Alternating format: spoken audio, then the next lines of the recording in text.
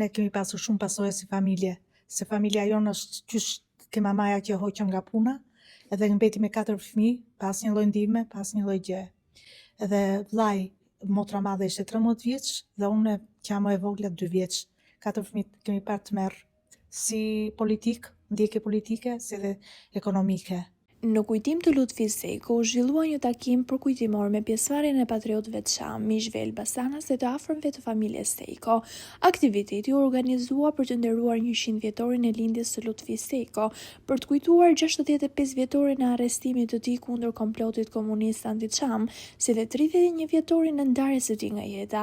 Vajza e tij, Granica Sejko, ndau kujtime mbi vuajtjet e familjes në ato vite të vështira. Na ka ndjekur gjithë jetën, deri në 91 na ka ndjekur kjo. Baba im ka punuar mbas burgut, që bëri 15 vjet burg, që ishte dënuar 20 vjet, po në grupin e Teme Sejkos, edhe hyri 34 vjeç dhe doli 49 vjeç.